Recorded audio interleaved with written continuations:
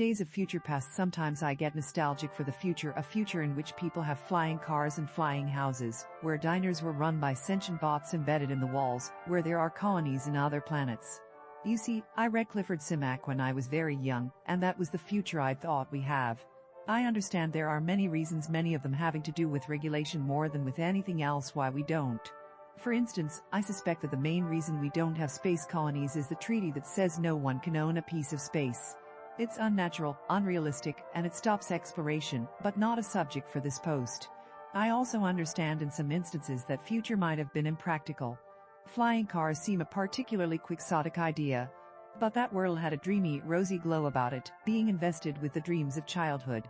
I'm not displeased with the world we do have, mind you. For one, our computers are better than theirs.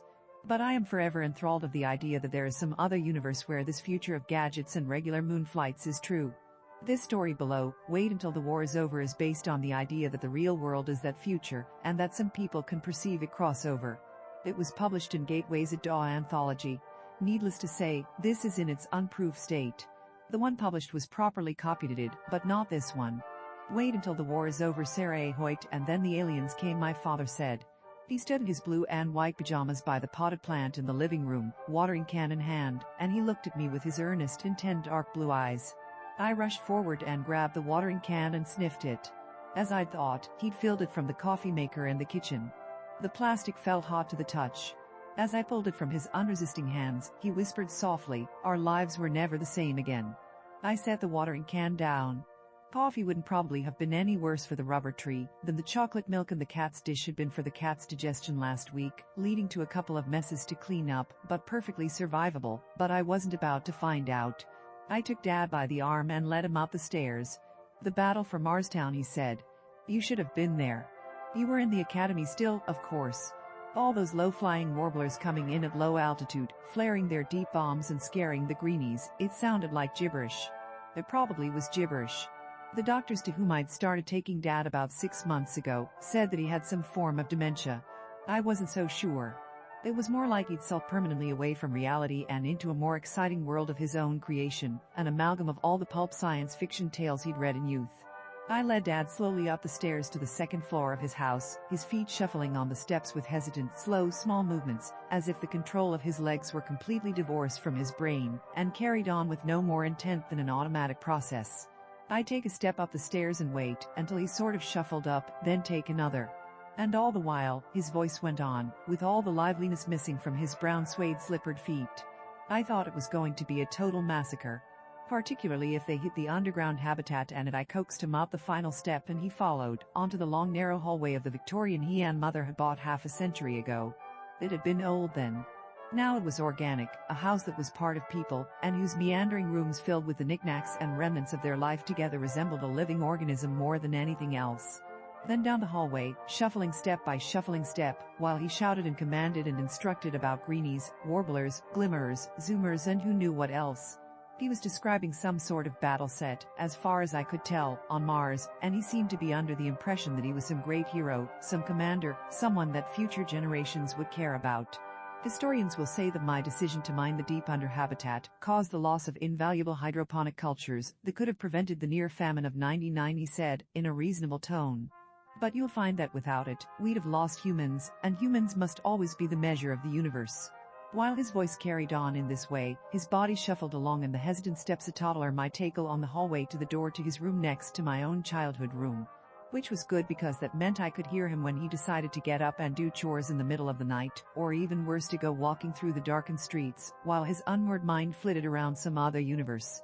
He'd been like this since Mother died 6 months ago. Though, to be honest, it might have happened before, and Mother might simply never have said anything about it. In fact, she might not have noticed. She'd always considered Dad as somewhat of a child and a danger to himself, so taking sharp objects away from him and making sure he didn't leave the house alone might have crept into their routine so gradually that she never noticed. But when I come for my mother's funeral, I'd found Dad like this. And I hadn't been able to leave since.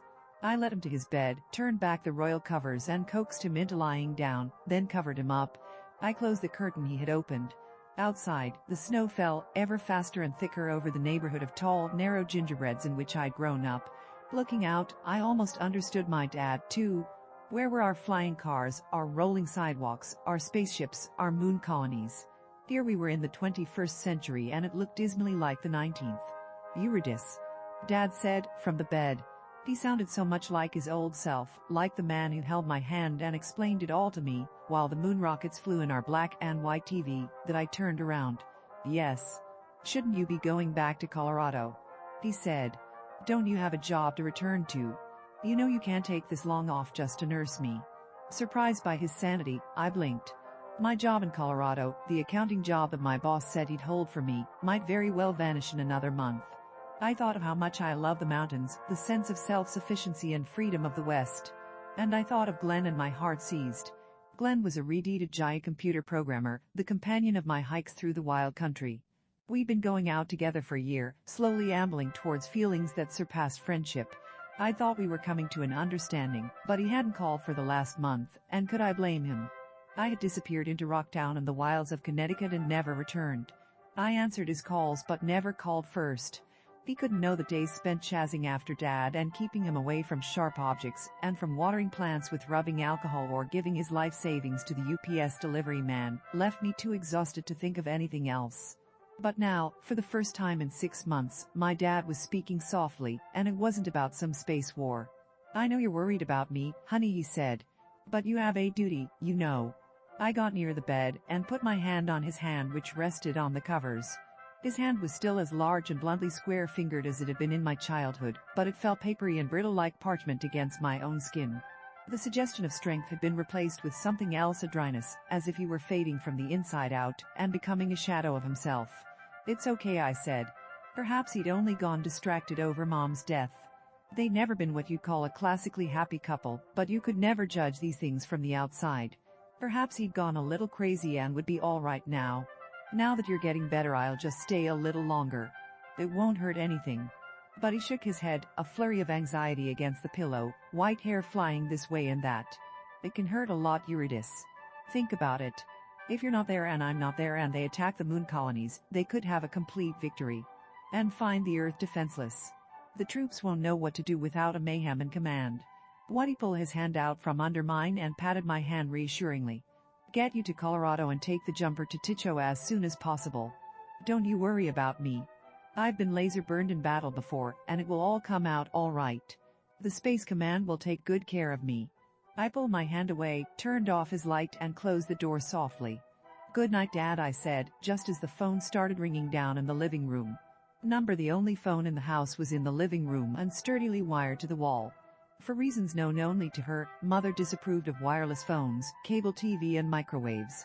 And I thought I'd only stay on a little while after her death. I hadn't bothered bringing the conveniences of life with me. Nor had I had much time for shopping. However, running and slipping along the wooden living room floor, trying to reach the phone before the person on the other side gave up, I promised myself I was going to buy a wireless phone, if it was the last thing I did. Or remember to charge my cell phone, no matter how many times my dad watered the cat or fed kibble to the rubber plant tomorrow. I grabbed the phone mid-plaintive ring, and panted hello into the receiver. For a moment there was no answer, and I thought I'd got it too late. Then Glenn's voice said, Dicey. Yes.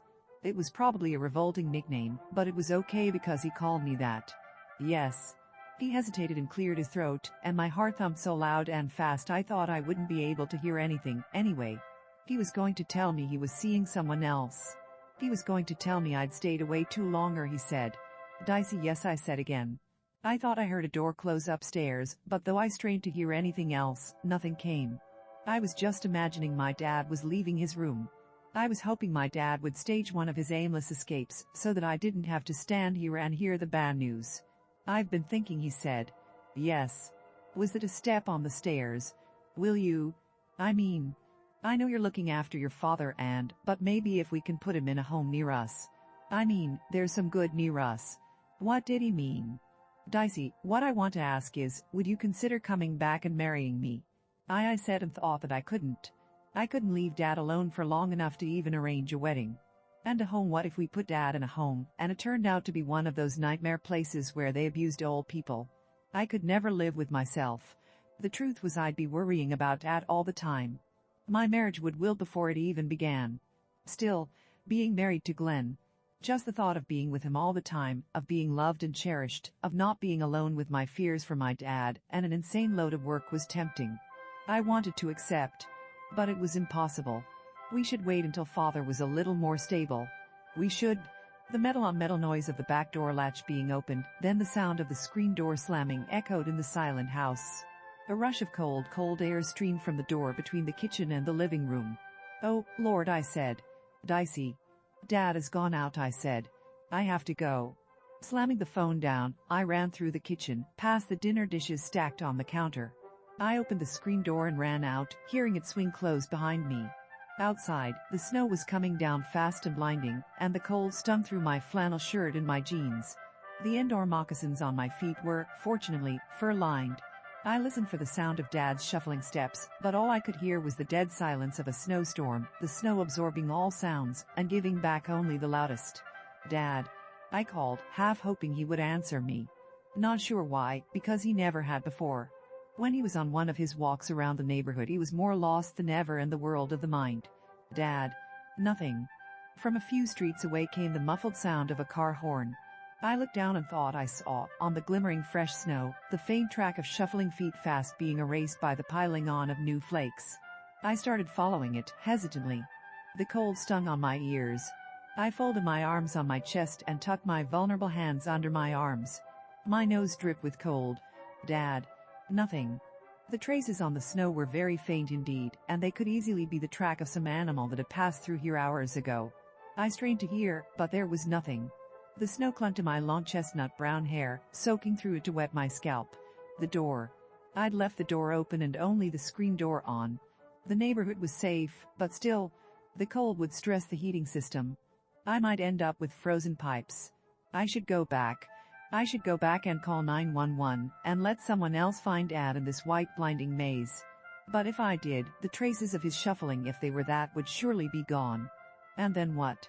Dad could freeze to death out here, alone, in the cold, and no one would know. He hadn't been the best of fathers. Too restless to hold any real job after he'd left the Air Force, too much of a dreamer for any of his investment schemes to pay off. And I often thought he and Mother had been too involved with each other to even notice I existed. But Dad had been the one who read books to me and talked to me about the bright future of flying cars and moving sidewalks and interstellar colonies that waited my generation. He taught me to believe in a better future, and even if his dreams hadn't come to pass, I couldn't quite forget them. "Dad." A shuffling sound just ahead. "Dad." I stretched my hand.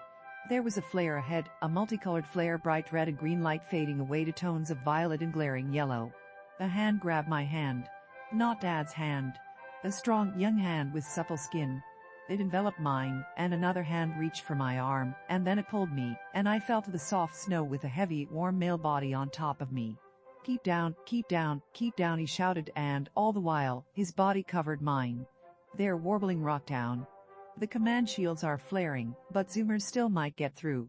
The voice was familiar, Glenn's voice, and the hands were strong, and around us lights were changing color, and there was a soft, never-ending pop, pop, pop, pop, and things like little pebbles zoomed by my face, leaving a trail of incandescent heat. Then it all stopped, and it was just white snow falling, and silence all around, and I was being hauled to my feet like an ill-stuffed potato sack, and Glenn's voice was saying, "Lady, don't you know a hush-down alert when you hear one?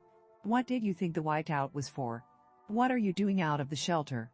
And then he looked at me in the insufficient light at the heart of the snowstorm, and his green eyes widened further, and his mouth opened a little, and he said, "Dicey, I thought you were in Titcho." My heart was beating near my mouth. The proximity of him, the scent of him, sweat and soap and cologne, felt like coming home after the 6 months apart.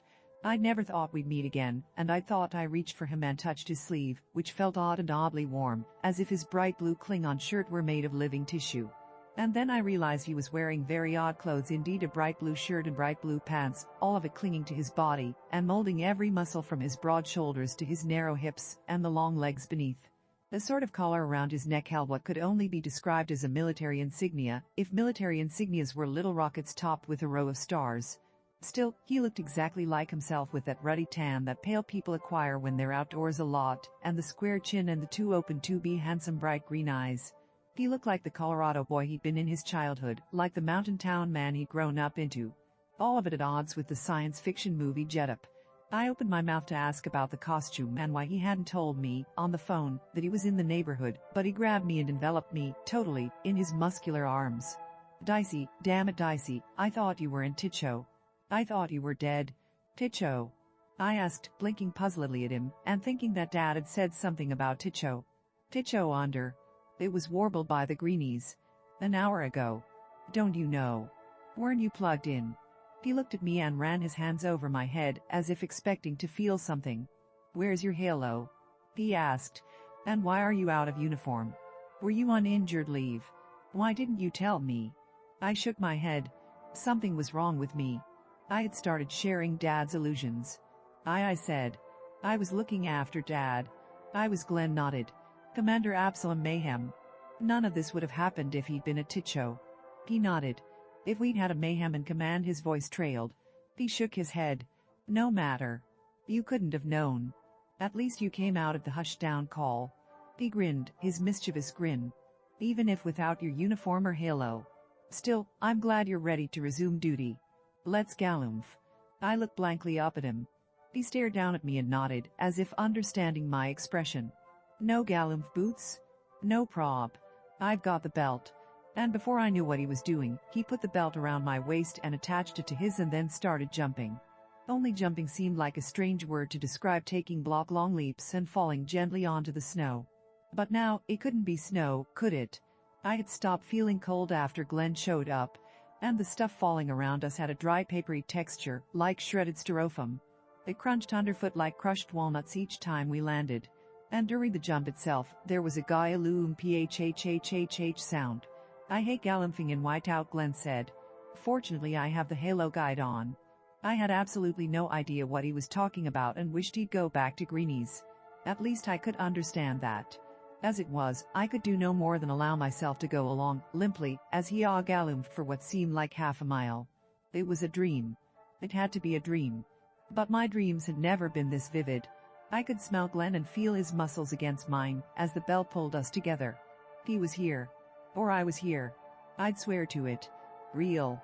And then we emerged from the whiteout. The fake snow receded. And there was. My mouth dropped open and I swallowed convulsively. That was it. Dad's hallucinations were definitely catching and I caught them. Ahead of me was the future. At least the future as it was going to be circa 1930, brightly colored, domes and towers erected cheek to jowl, and seemingly with no pattern. Around them would even brighter color, they looked like plastic car tracks, of the sort that bent into improbable configurations. Along the tracks, people slid. Or rather, people stood on the tracks and seemed to slide along. The people closer to us, those I could see well enough, wore clothing that looked much like Glenn's, but which ran to stranger colors, like bright purple and glaring pink. And there was a shine around their heads and, as I looked at Glenn, I saw the same shine around his. Was that the halo he talked about? And what did it do? We'll get you into command, he said. And get you haloed in. That whiteout there was the first attack on Earth in 50 years. I think the shields held. At least the halo says so. But you know the next it will be harder. I'm just glad both you and your father are here. He undid the belt around my middle. We were standing at a door round or to a building. It erized open as we walked forward. There were a lot of people dressed like Glenn, though some wore red uniforms, and some had silver emblems on their collars. Inside the building, it looked like the walls had been poured of glass, all gleaming fluid curves in colors as vivid as the clothes: pink, purple, yellow, lime green and electric blue. They saluted each other according to some protocol I couldn't fathom. And they all saluted me. We floated up a central open space that Glenn called an anti-grav well, up to a third-floor railing, where he reached and hauled himself into a platform. I followed. We were in some sort of command center, and Ad stood there in a red uniform with a collar bearing a spaceship and 10 stars on a little platform, talking to people. Haranguing them. I understood very little of what he was saying. Something about Ticho under being gone and no defenses remaining between the greenies and Earth. How it was up to us to keep the home of humanity safe. How it was time to show the greenies they couldn't wipe humanity out. We weren't ready to go. We'd never be ready to go. It had the sound of a brave speech and a desperate speech.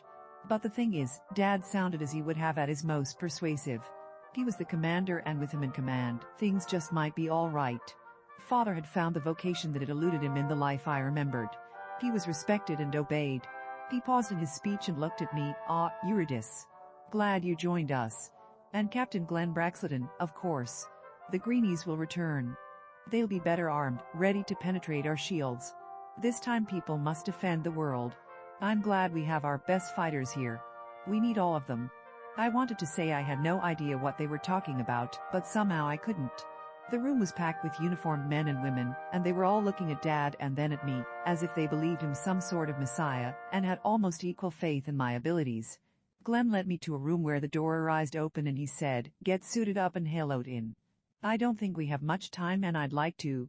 Remember what I asked last time I haloed you in Ticho? I'd like to do it now, if you don't mind. I'll mention it to your father. Just get suited up and let's see if we have time before we take off." I wanted to ask enough time for what, but his eyes had gone all serious. He leaned in and kissed me. "Just in case, you know," he said.